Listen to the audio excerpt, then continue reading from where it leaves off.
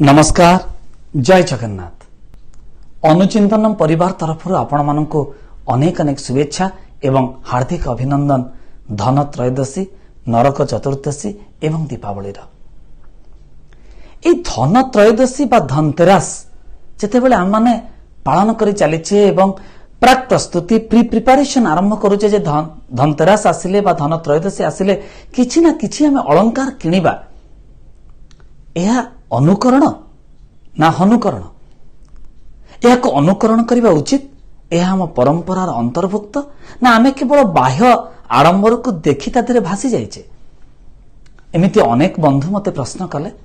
मु चिंता कली प्रश्नर उत्तर को व्यक्तिगत भाव में दबा व्यतीत जदि आम अनुचिंतन माध्यम आमे चिंता करिबा तेबे हुई तो यह सार्वजनीन हो पार। से आपण को भेटा इच्छा है। तेबे ए धन त्रयोदशी बा धनतेरस पछर रहस्य कौन? पुराण कहती जे थरे मृत्युर देवता धर्मराज जम तांका दूत मान को प्रश्न कले, तमे जेतेबेले मर्त्य को जाओ कौन प्राणी मृत्यु होला परे तांका आत्मा को कालफास बांधिबा पई तम मनरे केबे दुख हेनी? तम मनरे केबे भावांतर सृष्टि हेनी? केबे दया आसीनी? जमदूत माने उत्तर रे कहिले, ना प्रभु, आमे तो केवल आपणकर आज्ञा को पालन करने को जाऊ। सेठी दुख शोक भावांतर ये सबूर प्रश्न कहीं? किंतु निरेखी देखिला परे जम महाराज जानी पारिले जे एमाने केवल विवश है बा प्रभुत्वर पराकाष्ठा को प्रतिपादन करिबा पाई बा दासत्वर धर्म निभेइबा पाई एमाने एक कथा कहिले। आंक मनरे आउ किछि अछि? तेणु जमदेवता कहिले, मु तुमको अभय देली, एबे निर्भय भावरे कुह सतरे कौन आसीनी? एका एका नामक जड़े जमदूत से कहवा आरंभ कले, प्रभु आपण एबे अभय देले, मुंड रहिब तेणुकरी तुंड खोलिली। कौन ना मर्त्य थरे एक घटना घटी, मु मो शोक को रोकी पारि नथिली, मो आखिरु लुह झरी आसीथिला। जम महाराज उत्सुकतार सहित चाहिए जे सतरे से घटना कौन? बखाणी बसिले जमदूत, कहले हंस नामक एक राजा थिले। जमुना कूलर तटवर्ती राज्य तार राजा होचंदे हंस। हंस थरे शिकार करने को जाइथिले पारिषद वर्गंक सहित। एमिति शिकार खोजु खोजु निज पारिषद वर्गंक ठारू से दूर रे पळैले, अलगा हो गले। तेणु एका एका बाट खोजी खोजी जाऊ जाऊ पड़ोसी राज्य रे पहुंची गले। जेतेबेले पड़ोसी राज्यर राजा हेमा एकथा जानिले, तांको आदर सत्कार राजभवन को पाछुटी नेले, तांको अतिथि सत्कार देले, अतिथि देव भवर समस्त नीति नियम को पालन कले। और ठीक यही समय राजा हेमांकर एक पुत्र जात हेले एवं से पुत्रर जन्म उत्सव रे राजा हंसंक मते निमंत्रण करागला। किंतु विधिर विधान बड़ विचित्र थिला। जेतेबेले ज्योतिष माने गणनाकार माने से नवजात शिशुर पुत्रर जातक गणना कले, सेतेबेले चिंता करके देखिले एवं निष्पत्ति देले जे ए पुत्र जदि विवाह करिवो ताले चतुर्थी दिन बा विवाहर चतुर्थ दिन तार मृत्यु घटिवो। तेणु राजा कौन कले? हंस तो फेरी आसले तांका राज्य को, किंतु हेमा राजा जेतेबेले पुत्र को 7 वर्ष बयस हैला सेतेबेले जमुना नदीर तटरे एक गुंफा भितरे समस्त व्यवस्था करदेले एवं जाग्रत प्रहरी मान को नियोजित कले, जेमिति कि कौन से नारीर छाया तांका पुत्र ऊपर न पड़िबो। तेणु से गुंफा भितरे ब्रह्मचर्य बा ब्रह्मचारीर जीवन यापन कले राजा हेमांकर पुत्र। एमिति समय गड़ी चली थाए। समय चक्र रे गति करी करी राजा हेमांकर पुत्र राजकुमार 16 वर्ष रे पदार्पण कले। ठीक यही समय रे एक कथा सुनिथिले राजा हंसंकर कन्या। तांको मनरे भी उत्सुकता थिला। तेणु दिने से भी जमुना नदीर कूले बुलु बुलु दैवत तांकर भेट हला हेमा राजांकर पुत्र राजकुमारंक सहित। प्रथम देखारे जेतेबेले चारिचक्षुर मिलन घटिला तांका भितरे प्रेम निबिड़ हला एवं सेमाने गांधर्व रीति रे विवाह कले। विवाह करि सारिला परे हंस राजांकर राजकन्यांकर स्मरण हला जे विवाहर चतुर्थ दिन तांको पति मृत्यु वरण करिवे। तेणु नवविवाहिता पत्नी कौन कले? ଏଇଠି କାହାଣୀ ଦି ପ୍ରକାର କଥା ଶାସ୍ତ୍ର କୁହନ୍ତି।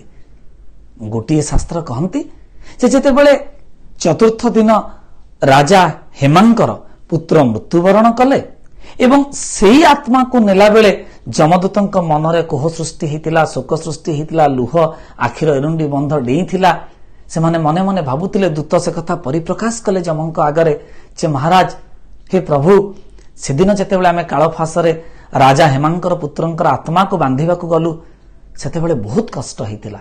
କାରଣ ନବବିବାହିତା ତରୁଣ ତରୁଣୀ, ଯୌବନର ଉତ୍ତାଳ ତରଙ୍ଗ, ମଥା ପିଟି କାନ୍ଦୁଥାନ୍ତି ରାଜକନ୍ୟା ଏବଂ ସୌନ୍ଦର୍ଯ୍ୟ କହିଲେ ରତି ଆଉ କାମଦେବଙ୍କୁ ବି ତାଙ୍କ ଆଗରେ ଫିକା ପଡ଼ିଯିବେ। ତେଣୁ ସେ ଆତ୍ମାକୁ ଆଣିଲା ବେଳେ ବହୁତ କଷ୍ଟ ହେଇଥିଲା।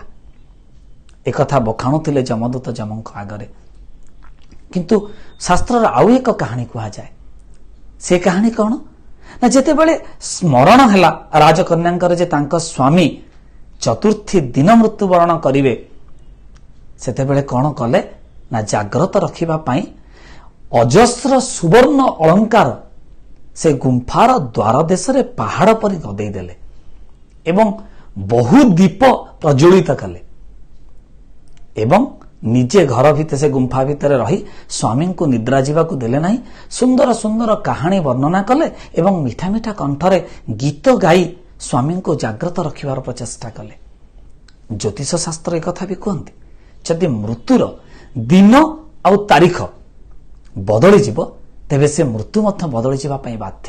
କାରଣ ମୃତ୍ୟୁ ତାରିଖ ସ୍ଥାନ ଏ ସହିତ ନିର୍ଦ୍ଦିଷ୍ଟ ହୋଇକି ଅନୁବନ୍ଧିତ ହେଇଥାନ୍ତି। एकथा जानी विदुषी पत्नी एकथाକୁ बदलई देवा ପାଇଁ चेष्टा कले। जेतेबेले स्वयं जम महाराज राजकुमारଙ୍କର आत्मा को नबा ପାଇଁ कालफासरे बांधिबा ପାଇଁ आसिले, देखिले गुंफार द्वार देश रे पहाड़ सदृश एते अलंकार गदा हैछि, तार उज्ज्वलता तार जाज्वल्यता तांका चक्षु को अंध प्रकार करदेला। आपण जानते ना, देखिबा ପାଇଁ आलोकर आवश्यकता, किंतु से आलोक कहा पर पड़िबा दरकार। जो वस्तु को देखिबे से वस्तु ऊपर आलोक पड़िले आपण ताकू देखि परिबे, किंतु आपणक चक्षुरे जदि आलोक पड़िबो आपणक पई एक अंधकार भ्रम सृष्टि हबो। ठीक सेही कथा हेतिला जे एते दीपर आलोक आ एते अलंकार उज्ज्वलता जम को किछि देखा देला नाही। तने जम से अलंकार गदी उपरे गदा उपरे चढ़िले। चढ़ु चढ़ु सुमधुर कंठस्वर तांक कर्णगोचर हैला एवं से गीतर एते निमज्जित हो गले, से गीतर माधुर्य एते से हजिगले जे से भूली गले राजकुमारंकर आत्मा को कालफासरे बांधिबा पई से आसिचंती। ए प्रकारे स्थान आ समय उभय बदली गला। तेणुक जम महाराज तांका आत्मा को नहीं पारिले नाही एवं चिर सुहागिनी हेले, शंखा सिंदूर वज्र हैला राजकुमारींकर। से दिन ठारू जेतेबेले जमदूत पचारिले जमंको जे प्रभु ए अकाल मृत्यु रक्षा पाइबा पई कोन किछि बाट नाही। जम महाराज उपाय बतौथिले जे ए धन त्रयोदशी दिन जी द्वार सम्मुखरे मुख्य द्वार सम्मुखरे बा प्रवेश पथ पाखरे जे प्रदीप प्रज्वलन करिब जमंक उद्देश्य रे तंडुल दे चाउल उपरे बा धान उपरे बा चाउल चुनार मुरुज उपरे जे दीप प्रज्वलित करिब तार अकाल मृत्यु से गृह को से परिवार सदस्यों को ग्रास करिब नाही। से दीर्घ जीवन निरामय जीवन लाभ करिवे।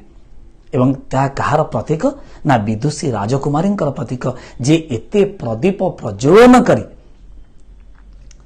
जमंकु आलोकरे अभिभूत करई समय ठारू दूरेई देले बोली निजर शंखा सिंदूर को सुरक्षित रखि पारिले, स्वामी को दीर्घायु कामना करि पारिले एवं सफल मध्य हले। तन सेबे ठारू धन त्रयोदशी दिन नारी माने सुवर्ण अलंकार किणी ताकू देवी भगवती लक्ष्मी निकटरे समर्पण करी निजे धारण करले ताहा स्वामींकर आयुष वृद्धिर कारण हुए। सेथि पई ए धन क्रय करिवार अछि, निजको सजेइबा पई नहे।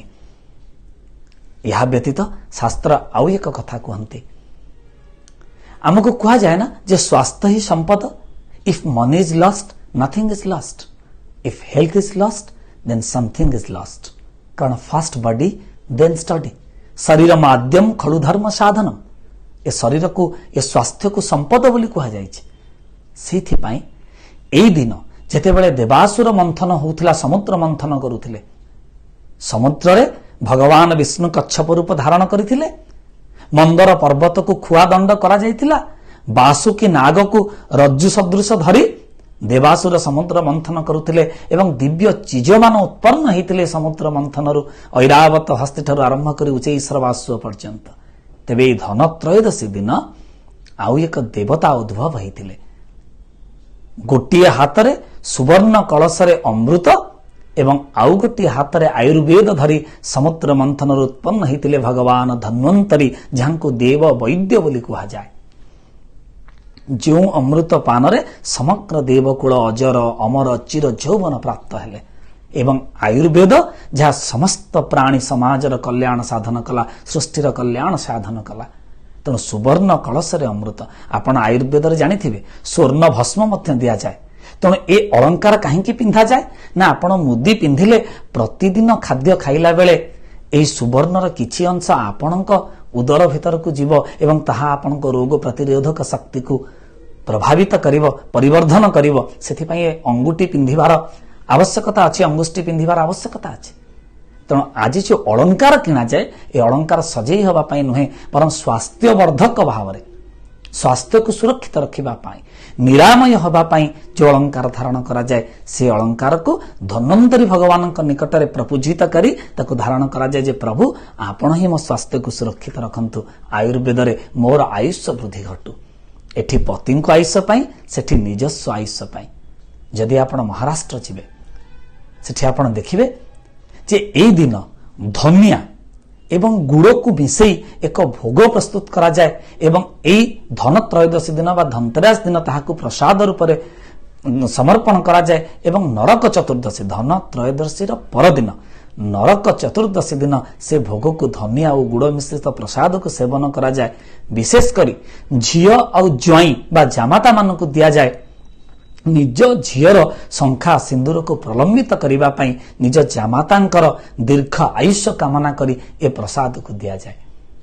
यदि आपण दक्षिण भारत को जिबे सेठी मुरंदा नामक एक मोदक प्रस्तुत करा जाए एवं से मोदक मध्य त्रिदोष नाशक। आयुर्वेद जो कथा कहा जायछि ना जे बात पित्त और कफ ए त्रिदोष समस्त रोगर मूल कारण ताको विनाश करने पाई मोदक प्रस्तुत करी ए धन त्रयोदशी दिन ही भोग रूप में देवता को समर्पण करा जाए एवं प्रसाद रूप में ताको सेवन करा जाए। तेणु धन त्रयोदशी रे आपण जमंक पई दीपदान करिवे। प्रवेश पथरे आपण घरे जेते प्रवेश पथ अछि धनिया गुड़ मिसई प्रसाद अर्पण करिवे एवं अलंकार भगवती देवी जननी लक्ष्मी को समर्पण करी धारण करिवे। दुईटी प्रार्थना सहित जे मोर जीवन निरामय रहे, मु स्वस्थ रहे एवं मोर पतिंकर आयुष्य वृद्धि रहू, ए शंखा और सिंदूर आयुष्य प्रलंबित हो। आ ता परदिन नरक चतुर्दशी जहाँ को छोटी दिवाली बोली कहा जाए बा सान दीपावली बोली कहा जाए। कहीं ना नारी नाश करि पारे नरक बा नरक नासिनी नारी। ए नरक नासिनी नारी कौन पाई ना जेते बेले भूदेवी ठारू नरक नामक एक असुर जात हला एवं समग्र देवकुल को संसार को सृष्टि को निर्यातित कला, अजस्र जंत्रणा देला, अत्याचार कला। तार प्रार्थना पाई जेते बेले भगवान विष्णुंकर कृष्णंकर शरणापन्न हेले समग्र देवकुल भगवान चिंता कले। कारण नरक राक्षस को वरदान प्राप्त होता जे ताकू कौनसी पुरुष मारी पारिबे नाही। तत्कालीन समाज रे नारी मान जो दुर्बल मना भावुले तार सुजोग नहीं नरक राक्षस मागी बसी वर जे मते कौनसी पुरुष मारी पारिबे नाही। ए कथा सुनी भगवान कृष्ण सत्यभामांक सहित युद्ध रे अवतीर्ण हले नरक को मारिबा पाई। जेतेबेले नरक गड़े पहुंचिले लक्षाधिक सहस्र सहस्र राक्षस से गड़ को जगी थांती सेमानंक सहित युद्ध करू करू टिके क्लांत अवश हो गले भगवान कृष्ण। तेणु से शयन करिगले। एही समय सुजोग नहीं जेतेबेले आक्रमण कला नरक राक्षस स्वयं सेतेबेले सत्यभामा निजे धनु तीर धरी नरक को युद्ध करी नरक को विनाश करदेले। तेणु सेबेठारु नरक भूदेवींकर पुत्र ही सुजोग दिगला गोटे बर मागिबा पाई। भगवान कृष्ण कहले माग बर, କାରଣ ତୁମର ମାତା ଅନୁରୋଧ କରିଛନ୍ତି। ତେଣୁ ନରକ ରାକ୍ଷସ ସେଦିନ ବର ମାଗିଲା, ପ୍ରଭୁ ଆପଣଙ୍କ ଦର୍ଶନରେ ମୋର ସମଗ୍ର ପାପ କ୍ଷୟ ହେଇଛି, ମୁଁ ମୃତ୍ୟୁ ନୁହଁ ମୋକ୍ଷ ପ୍ରାପ୍ତ କରିଛି, ତେଣୁ ମୋର ମୃତ୍ୟୁ ଦିବସକୁ ଆପଣ ଏମିତି ଏକ ତିଥିରେ ପାଳନ କରନ୍ତୁ, ଆଜିର ଦିନକୁ ଏମିତି ଏକ ଭାବରେ ରୂପାନ୍ତରିତ କରନ୍ତୁ ଯେ ଯେଉଁ ଦିନ ଆପଣଙ୍କୁ ସକାଳୁ ଶୁଦ୍ଧ ସ୍ନାନ କରି ଆପଣଙ୍କ ନାମରେ ପ୍ରଦୀପ ପ୍ରଜ୍ୱଳନ ଯିଏ କରିବ ତାକୁ ନରକ ଯନ୍ତ୍ରଣା ପଡ଼ିବ ନାହିଁ ଏବଂ ତାହା ନରକ ଚତୁର୍ଦ୍ଦଶୀ ନାମରେ ନାମିତ ହେବ। এই କଥା ବର ମାଗିଥିଲେ ନରକ ରାକ୍ଷସ ଏବଂ ସେବେଠାରୁ ନରକ ଚତୁର୍ଦ୍ଦଶୀ ପାଳିତ ହେଇ ଆସୁଛି। ତେଣୁ ଆପଣ ବି ନରକ ଚତୁର୍ଦ୍ଦଶୀ ବା ଛୋଟା ଦିବାଲି ବା ସାନ ଦୀପାବଳି ଦିନ ସକାଳୁ ଶୁଦ୍ଧ ସ୍ନାନ କରି ଭଗବାନ ବିଷ୍ଣୁଙ୍କ ଉଦ୍ଦେଶ୍ୟରେ ଯଦି ଘୃତ ଦୀପ ଦାନ କରିବେ ତେବେ ଜୀବନରେ ନରକ ଯନ୍ତ୍ରଣା ଆପଣମାନଙ୍କୁ ମିଳିବ ନାହିଁ ବା ଆମମାନଙ୍କୁ ମିଳିବ ନାହିଁ। ତେଣୁ ମୁଁ ଆଶା କରିବି ଏ ଧନ ତ୍ରୟୋଦଶୀ ଆଉ ନରକ ଚତୁର୍ଦ୍ଦଶୀ ଆପଣଙ୍କ ଶଙ୍ଖା ସିନ୍ଦୁରକୁ ବଜ୍ର ରଖୁ ଯେତେ ମା ଭଉଣୀ ମାନେ ଅଛନ୍ତି ଏବଂ ଆପଣଙ୍କର ଆୟୁ ବୃଦ୍ଧି ହେଉ, ଆପଣ ନିରାମୟ ଜୀବନ ଯାପନ କରନ୍ତୁ ଏବଂ ଆମ ସମସ୍ତଙ୍କ ଦୀପ ଦାନରେ ଏ କରୋନା ରୂପକ ନରକ ରାକ୍ଷସ ଦୂରୀଭୂତ ହେଉ। ପୁଣି ଥରେ ନିରାମୟ ତାର ଦିବ୍ୟ ମନ୍ତ୍ରରେ ସମଗ୍ର ସୃଷ୍ଟି ଅଭିମନ୍ତ୍ରିତ ହେଉ ଏ କାମନା ସହିତ ପୁଣି ଥରେ ଆଗାମୀକାଲିର ଦୀପାବଳି ପାଇଁ ଆପଣଙ୍କୁ ଅନେକ ଅନେକ ଶୁଭକାମନା ଜଣାଇ ଅସତ୍ୟ ଉପରେ ସତ୍ୟର ବିଜୟ, ଅନ୍ଧାର ପରେ ଆଲୋକର ବିଜୟ ଘଟୁ ଏ ପ୍ରାର୍ଥନା ରଖି ବିଦାୟ ନେଉଛି। ଜୟ ଜଗନ୍ନାଥ।